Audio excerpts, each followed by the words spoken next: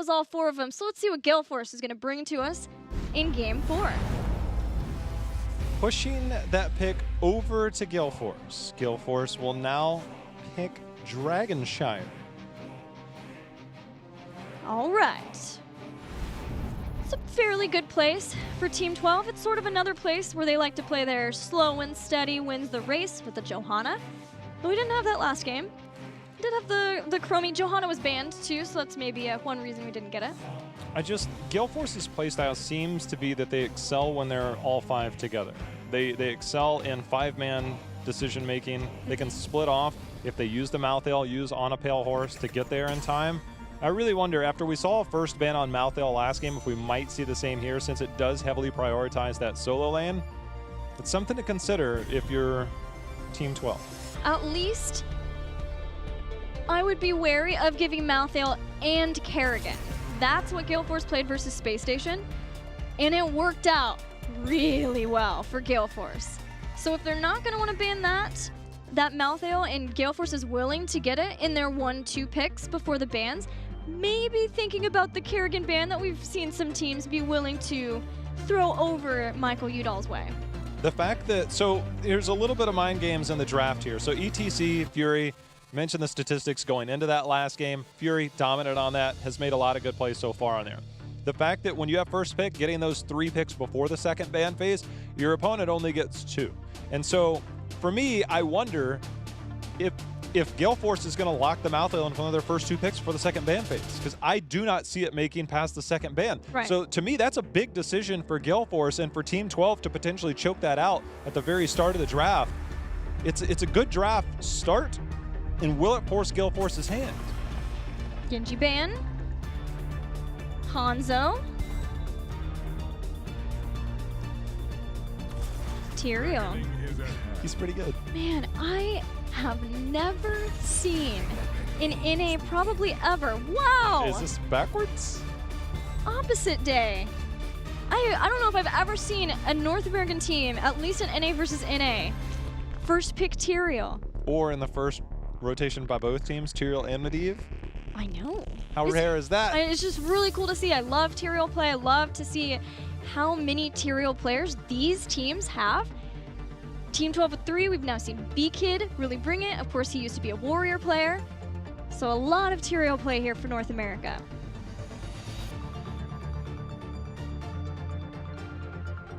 So Team 12, they've got the flexibility, we know, to have multiple Tyrael players, and they lock in a Falstad early here. Yeah. That is a bit surprising to me. I'm thinking it's about the disengage from what's coming from Gale Force. Gale Force can take this a few different ways. Medivh can enable one of those melee assassins. Medivh Diablo. It does feel pretty early, but it gives them some global control over the map too. Yeah, I mean, you potentially give that up to Michael Udall, who's played a lot of Falstad, but then you think that you see Greymane Medivh. That's going to be Michael Udall on Greymane and Biggie on Medivh. So it feels early, and that leaves potentially another melee, which is going to be the solo. Falstad can be the solo, don't get me wrong, but it takes away from some of his strengths, which are the global, trying to get picks, using that to your advantage. It might also be a way to try to dissuade a Malthael without... dissuade it without having Kerrigan to ban? ban it. But here, Gale Force say we don't want to play it into it because the range can be tough to deal with. Gust, Inevitable End is not a true answer to Gust because you can isolate yourself away if everyone else gets gusted. But the Kerrigan ban then too. Zeratul. It's like, what? It's Zoro? a Z. It's a Z. Yeah. I feel it'd be a little bit weird with a Medivh Zeratul, but it gives you, I guess, the lane control in terms of vision. It gives you dive potential. It gives you that anti-dive position. It gives you pick potential. Zeratul used to be the man when it comes to Dragonshire. Getting those picks, especially if Falstad was that solo laner. Falstad does not do well escaping from a Zeratul at all because the Vorpal Blade, especially now that it's baseline. Yeah. There you go.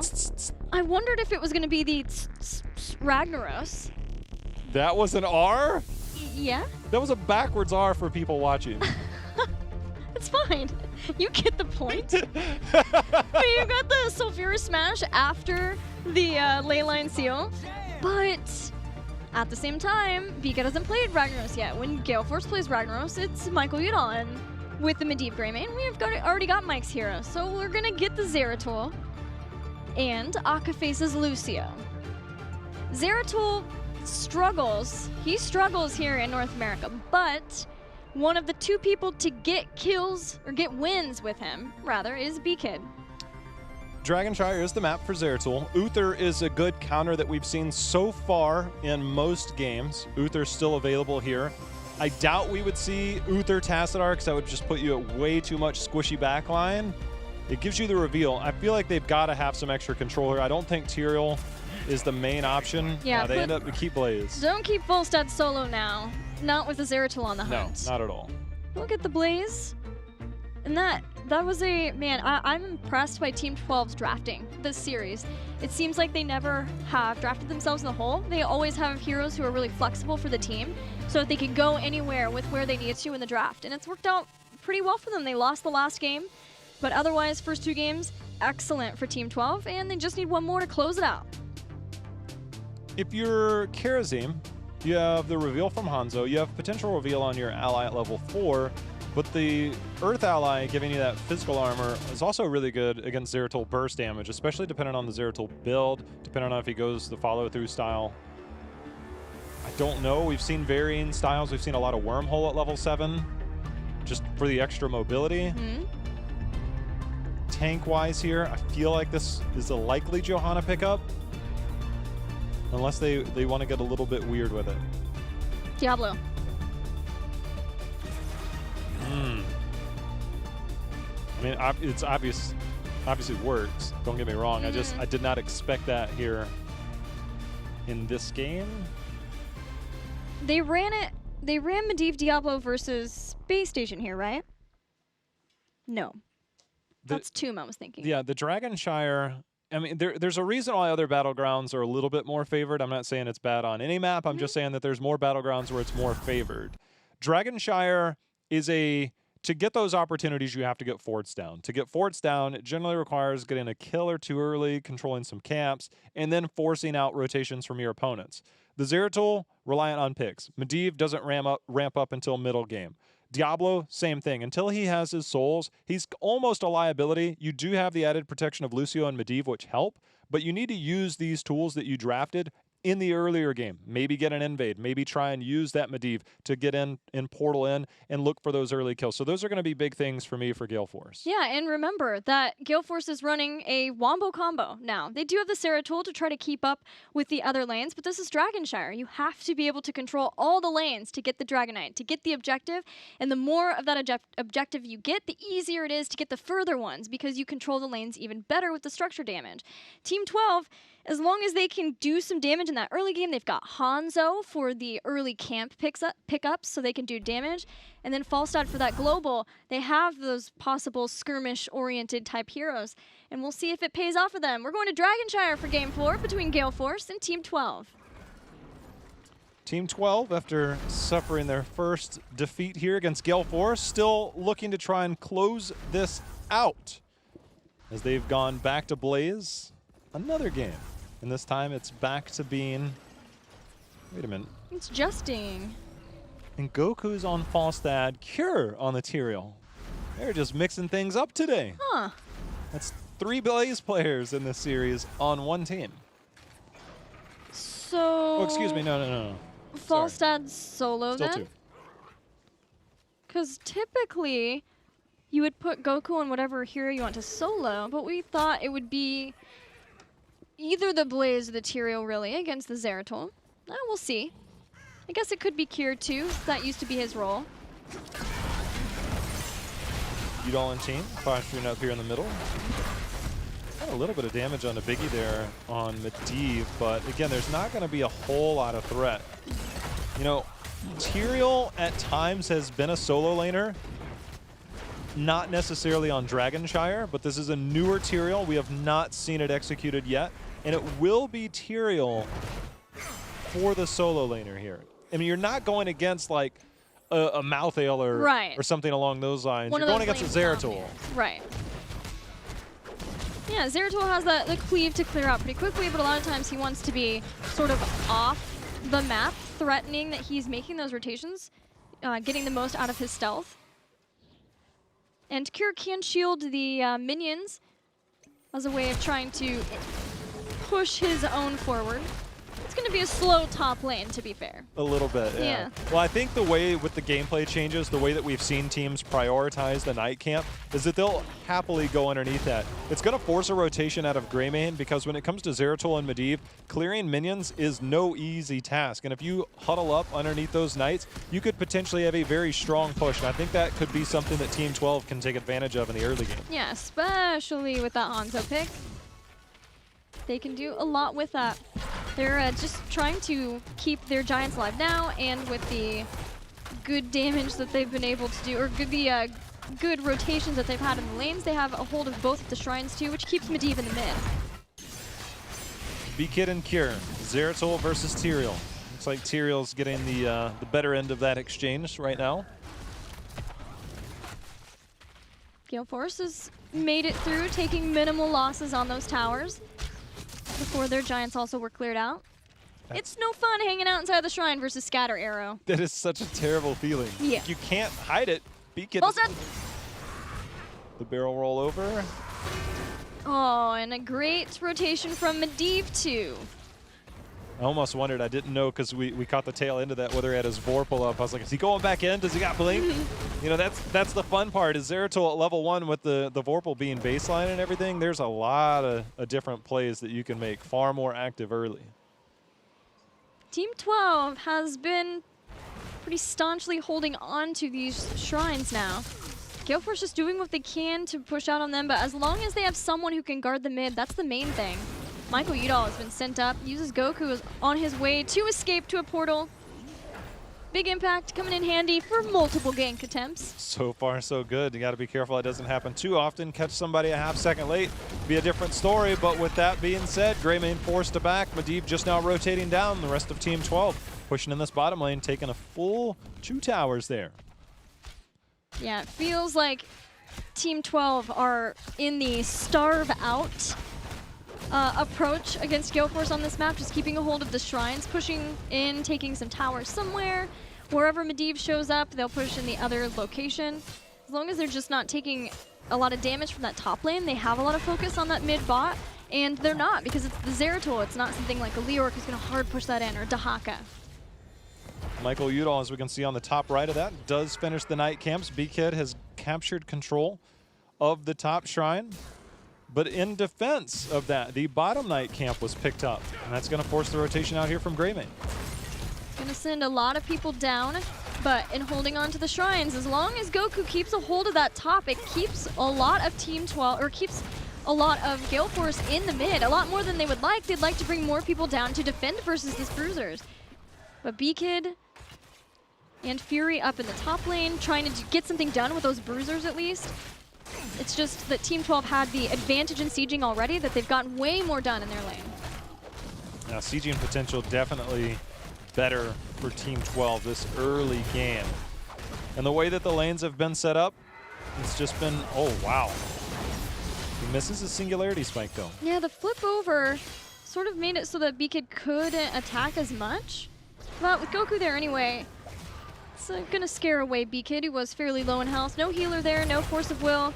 His big impact's been on guard duty in the mid. Goku's going to go for another channel. Oh, good charge by Justin. Going to make sure that nobody is capable there.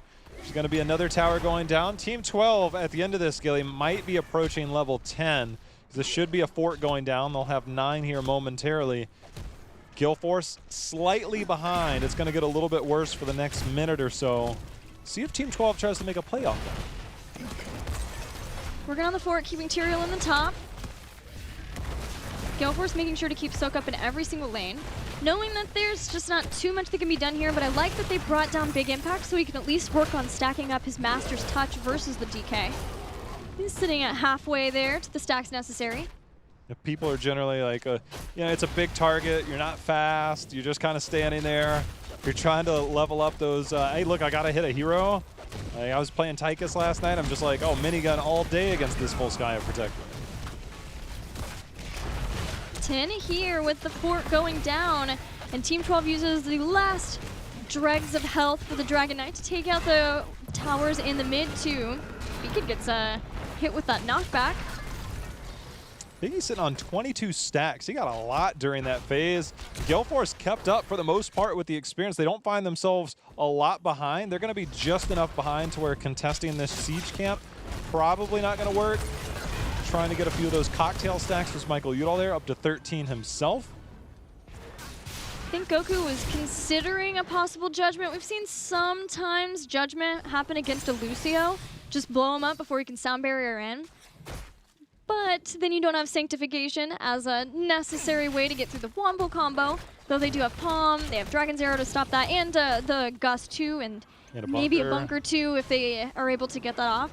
So there was a lot of different ways of defending versus the Wombo, enough that Kier was at least considering having the big engage tool that is Judgment. So what you're saying, we should have had Judgment and Hinterland's Blast.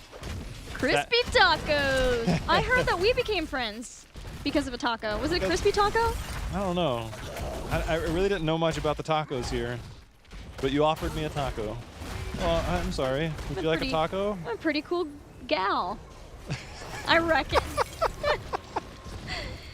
Oh man, Team 12 doing Team 12 things on Dragonshire, which is just starving out their opponents slowly. It's pretty brutal. It's on Gale Force now. Now that they have 10, it's on them to find a way to stop it from just going all the way to their core. And no tacos to give them, so...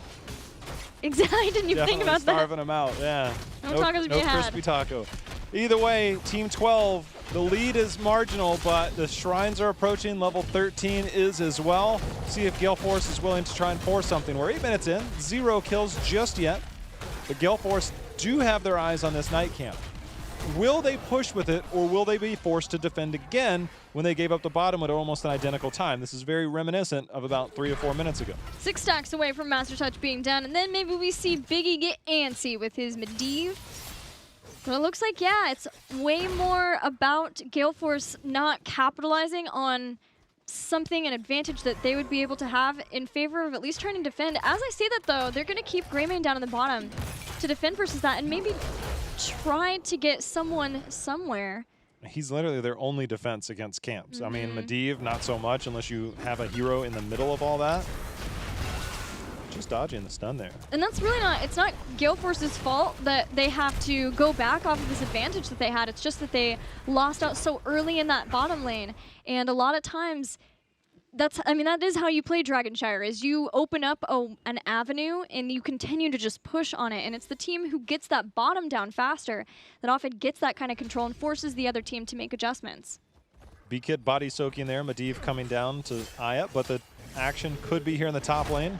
This is an interesting interaction there with Holy Ground. That was a little bit strange. Needs a sound barrier soon. There's nobody here though, yeah. Alkaface is there, sound barrier. He's gonna use the charge on out through Dansky. Uses the Holy Ground and the charge, the dash location with the ally for the body blocks, taking out Diablo. Now he comes back immediately, but he's not going to have it. He's not going to be here for a few seconds. That Holy Ground was so close. The Master's Touch is not finished, by the way. It is so... 27. Akaface. Here we go. Do we get the APOC? Lucio's down. No, not enough people around to make that a thing. Fury lost his souls, came back, not in time to save the Lucio, but he is back. Now he has to work on building up his souls, and that is a frustrating time because this is the time when Gale Force needed to get aggressive. He might not have that time to build up those souls. They might have to just go for it, especially once Leyline is back up and the combo can be had. 2 big questing talents. We saw a cocktail was finished there for Greymane, and once Master's Touch is done, you can be more aggressive, as you said earlier. And now, the level lead off of those 2 kills and a Dragon Knight will stretch towards 16. Gale Force is going to have their backs against the wall for a few minutes. And they got to hope that they don't lose a keep here, as the anti-siege damage is minimal for Gale Force. Dragon Knight and Giants working on that. Holy Grounds locking the door for Gale Force to get out and stop either of those 2 things from sieging against their structures. Every structure that goes down gets Team 12 closer to that 16, and they're just about there. There's Master's Touch. But with this DK still at 50%, here we APOC? go. There's the APOC. There's the combo. Palm on to Falstad, but Sanctification is there as well. Sound Barrier is also out on Gale Force's side. Knockface keeping Michael Udall alive. Yeah, the Force of Will, they're going to go in for another run, knowing that it was the Palm that was used. Karazim goes down, the Gust not saving him. The overlap with the Palm and Sanctification was just enough that Gale Force found a place for them to get a kill and get back somewhat in the game. But the problem is, even though one was killed, the keep still fell. And now Gale Force faces catapults for the rest of this game. They need to go right in here. They need to look for a fight. The vision is out. The Holy Ground's going to help lock it in. Gale Force not able to make the rotation in time. Heads up play by Team 12 to make sure and sneak that in. Keep control of this battleground in every way, shape, or form. About to be back in 2 seconds. Gale Force rotating out, puts the portal. He's gonna step on through and meets a bunker on the point. Even with the bunker there, Team 12 okay with just backing on out and giving that camp to Gale Force. Step on through to the other side.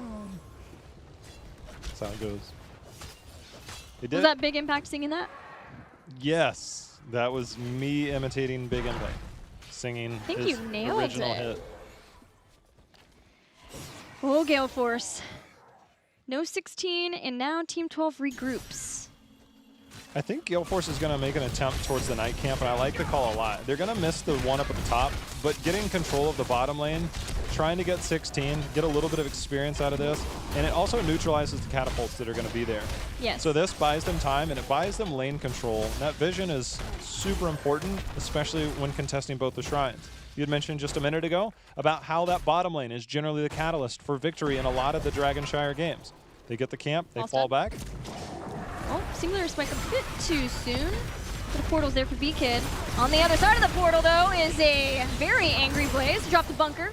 Medivh gets taken out with the Sanctification. Leyline Seal went out. Sound Barrier did too, but did not save Medivh. That's 1 kill for Team 12 as they take back control of this bottom lane, undoing what Gale Force hoped to achieve.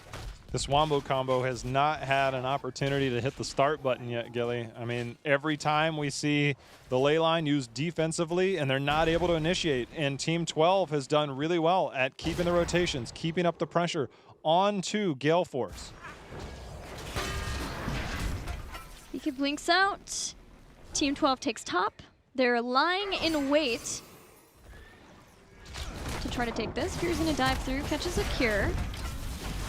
A lot of damage there as Fury got the devastating charge. Sanctification is not here. B-Kid does get the kill. He falls himself, though.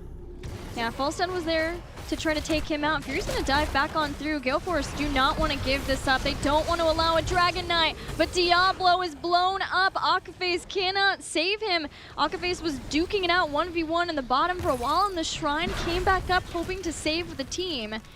A 2-for-1 trade in favor of Team 12 who get a Dragon Knight, and they are marching on to the bottom lane. I mean, it's early, but it is definitely possible. 2 members in the form of Diablo and Zeratul are down. They still have Leyline. They still have APOC. Gust is in the Dragon Knight, so they don't have the disengage that you would generally get. The Dragon Knight, 50%. Shields on the core, starting to fall. Yeah, Big Impact has been just wrecking through the Dragon Knight there. They're going to use the Leyline Seal. Diablo is not back up yet. Dragon's Arrow whips, not catching anybody. The Dragon Knight is still chunking through the core. It's at 70% and continuing to go down as the Dragon Knight goes down and Goku comes out. Sound Barrier with a bunker on the core, giving the flames on that core. Goku gusts back. Big Impact over on the side. B-Kid too. They're trying to trap Team 12 in. They're not going to let them escape. Oh! Still 50%. Justin is getting flipped around right now. Oh man, the fighting is breaking out everywhere, but Team 12 loses 4. Gale Force Esports keeps everyone alive as Kier is running for his life. They have to take structures. Yes. The only thing that you can do is take structures, get yourself some experience, get yourself back in this game. Holding that is nice. It's not the worst play in the world if you're Team 12. Obviously, you don't want to lose 4 people in that. But any DK from here on out will end the game. It's almost impossible to defend against the DK this late that can just get through 50% of your core. So right now, Gale Force has to get structures, has to try and work towards 20, take control of this game. And if I'm them, I'm looking to make more. Leyline in 10 seconds still have not had that combo. They still have a lot of it available for him, Gilly. They'll have Sound Barrier in 20 seconds too and Enable. They're going to go ahead and get these Giants, but that is not pushing directly on the structures. They've only been able to take the fort so far. And they're trying to neutralize that bottom lane. They're trying to make sure that it's not as big of an issue with the catapults. But what it doesn't do is they're not getting the keep. They don't even open up for the towers there. Team 12 are still ahead as they respawn. And all Gale Force can do is try to soak all the lanes and make sure that they can get 20 and keep Team 12 from backdooring this core. Yeah, they had a little bit of structures left. The only thing left was the mid fort and one tower in the top fort. Might have been making a play. Portal's still there. Gonna be just fine. But again, Gale Force, they have to make something happen. I mean, we're 10 seconds away from the next shrine. They can keep 5 men in one lane, but the problem is you have catapults. So keeping 5 there is very difficult. Yeah, and the problem too is they got those Giants so fast, they were cleared out no problem. A-okay for Team 12. And they know that Gale Force wants to be down in that bottom lane because of the catapults. So they're going to head to the top.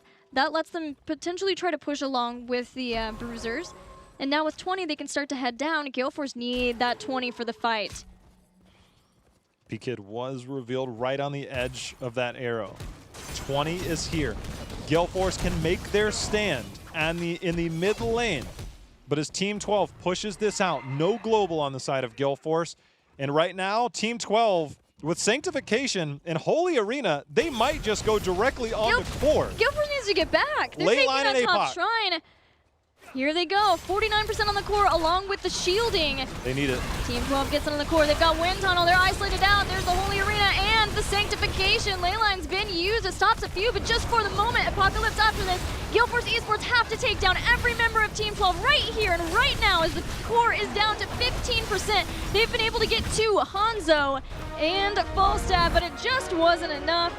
Team 12 respawns, marches across, and wins the game without the Dragon Knight. Well, the Dragon Knight took down enough of that shielding that you make use of all the other tools that you have. The Wind Tunnel, the Holy Arena, just siege right up on it, taking a page out of Fnatic's book, just like, look, what if we just walk to the core and end the game?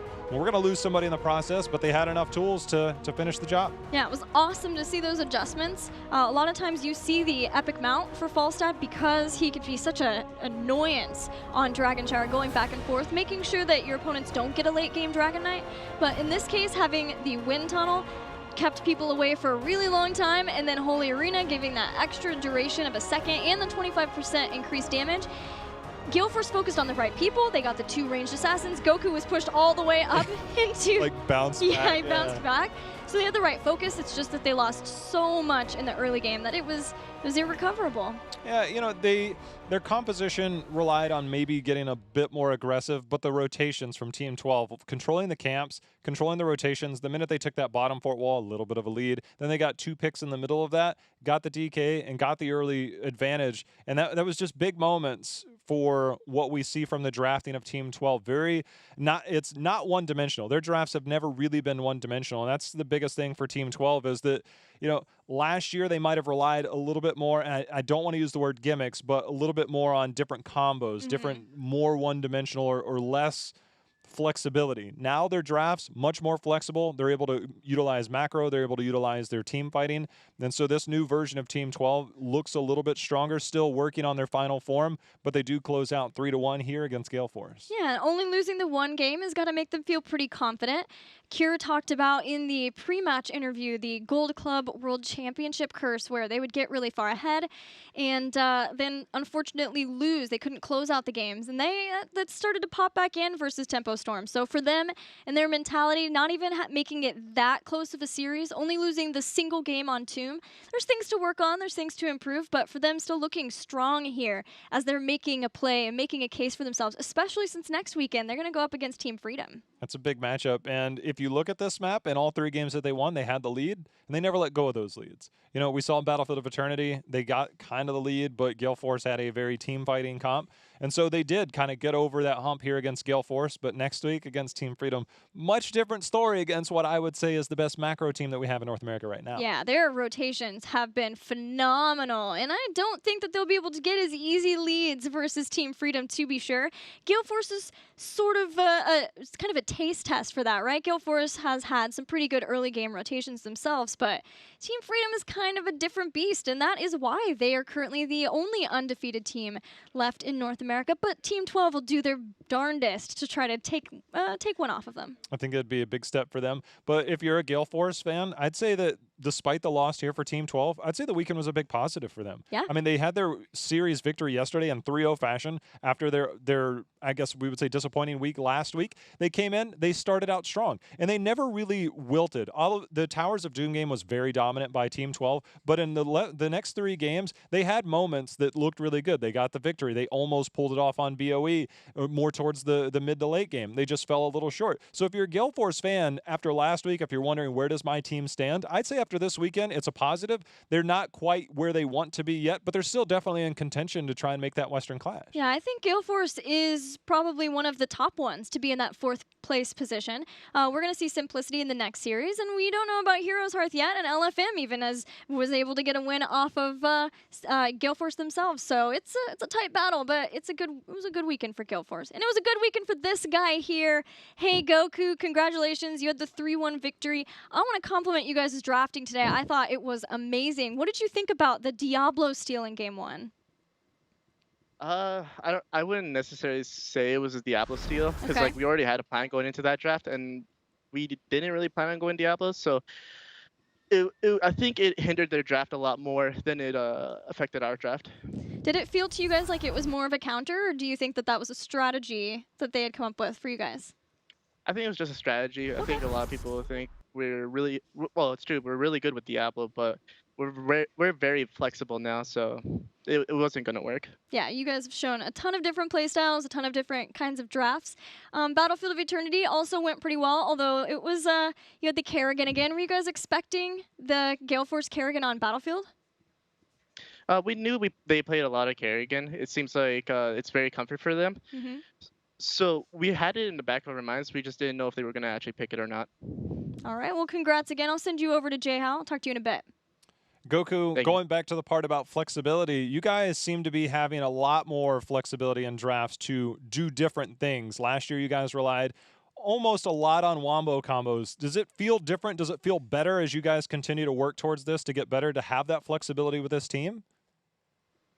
I think a lot of our flexibility comes from just our, I guess, our comms and our synergy. We've been improving slowly. Obviously, there was an amazing arrow that Dansky had in BOE that set up the whole entire fight just by him doing that. But we already knew what we need to do to win that fight. So it's a combination of both, in my opinion. Coming into this weekend, Kier said you guys were still trying to work to get over that Gold Club curse of finishing out games. Did it feel like you guys are able to finish the games this weekend? I think we are slowly a step up from where we were in Gold Cup. There's still a longer road ahead of us, but I think we can. This is like, this isn't our final form, I would say. Well, congratulations, man. Look forward to seeing you guys in the future. Goku, Thank you. I forgot I really wanted to ask you, where do you feel Blaze fits in the meta? We saw you get to play him. He's probably the most flexible tank right now. Okay. He can actually play both main tank and off tank. So I guess props to the Blizzard team because he feels pretty good. Obviously, my showcase in the offlane wasn't proved worthy, but he can play the offlane. Well, nice. Congratulations again. Any words towards Heroes Hearth for tomorrow's match? Good luck. There you go. There you go. All right. And now words for your shout-outs.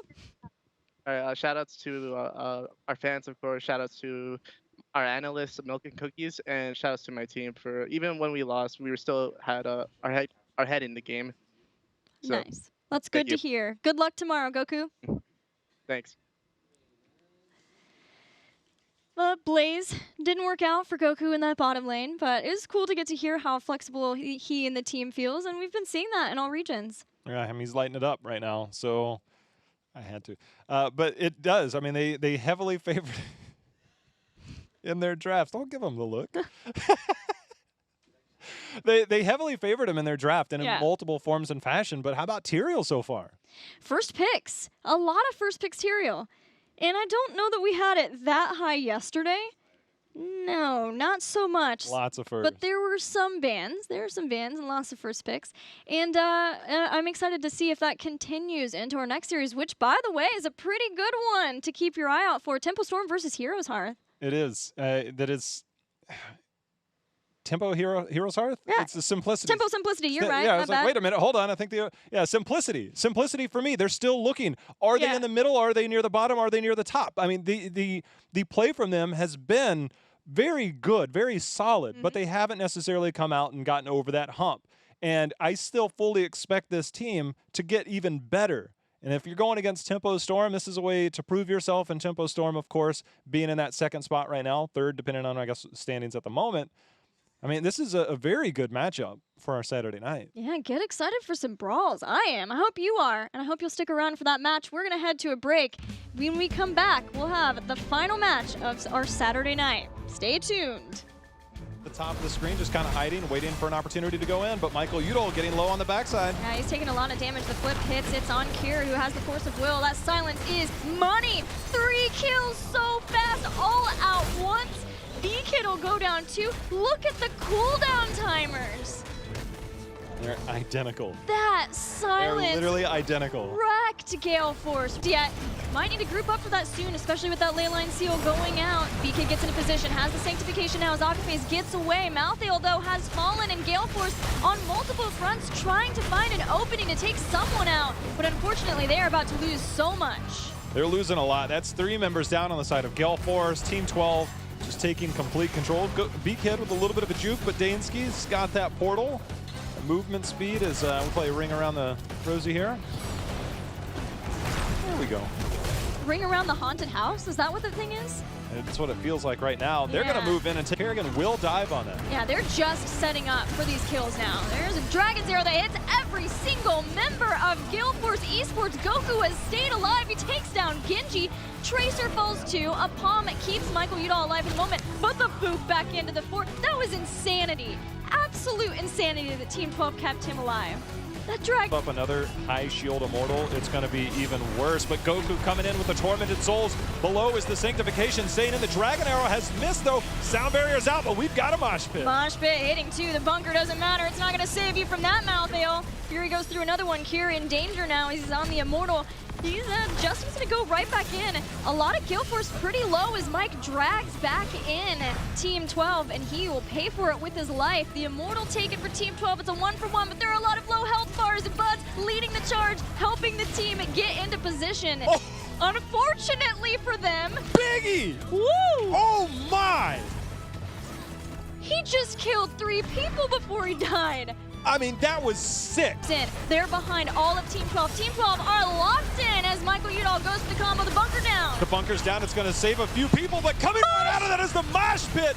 There we go. Big and B-Kid are going off right now. That's 3 members down, but Tracer has fallen.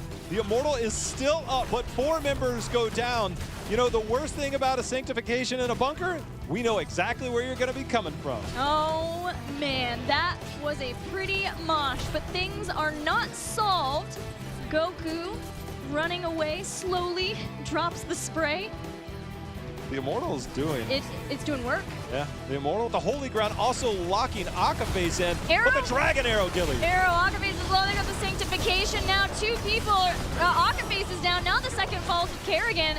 And there is the third one. 3 people gone so fast as Team 12 used the synergy of the South. To Lucio, but right into a time trap. Yeah, he's still not going to make it out of that. There's way too much stun lock here. He's going to at least catch a couple of people, make that 3 people with a mosh pit and a Sanctification to boot. B-Kid goes around to the side with the Holy Ground too, but the bunker is keeping everyone alive from Team 12, and Gale Force Esports starting to fall down. They take out here, making it a 1-for-1 trade, and with an Uther, that'll be a second kill. They're grouping around the Chromie for a third. Yeah, that timeout is not timed out long enough. Ton of damage. Bot is about halfway through. Haymaker puts B-Kid in a corner. He uses Sanctification to run away until he can Elder him back over the wall. Shields himself down. Buds, Interior, the ultimate 1v1, and Buds comes out on top there. But big impact takes out Greymane. He does, Michael Udall. Nice ice block to dodge that. He's got to stay alive. Timeout is there, which is a long one. Mosh pit is there. Udall, can he stay alive? He gets a kill. D-shield onto Chromie. They're trying to keep him alive. They do. In the top or bottom. Team 12 using that bunker. Cursed Bullet, sound barrier this time earlier by Akaface, and they're rewarded keeping Fury alive from the stun lock. Now Gale Force hoping for the fight to turn it around. B-Kid with a great holy ground takes out Uther, but he has redemption. He's going to come back, and he still has the heals. Gale Force needs more in this time. They're going after Cure again. Cure's been the target, but Cure with so much mobility gets away. Now they turn back onto Buds this time. If they can get this kill, it'll stick. It will. There it goes. There's a Swift Strike. He's got the reset. Cure on the front side. He's going to go down the Mosh Pit to help secure it. That's all you need. That armor from the Ghost of Uther is good, but that is 2 members down. The catapults are pushing Gale Force. They have a lot of decisions to make. 30 seconds from boss. They don't have enough for a turn-in. If they get another pick, it's game over. But if Biggie goes down, it's all for naught. Ooh, Biggie got maybe really excited to... A lot of damage there as Fury got the devastating charge. Sanctification is not here. B-Kid does get the kill. He falls himself, though. Yeah, Falstad was there to try to take him out. Fury's going to dive back on through. Gale Force do not want to give this up. They don't want to allow a Dragon Knight, but Diablo is blown up. Akaface cannot save him. Shielding. They need it. Team 12 gets it on the core. They've got Wind Tunnel. They're isolated out. There's the Holy Arena and the Sanctification. Leyline's been used. It stops a few, but just for the moment. Apocalypse after this. Gale Force Esports have to take down every member of Team 12 right here and right now as the core is down to 15%. They've been able to get to Hanzo and Falstad, but it just wasn't enough. Team 12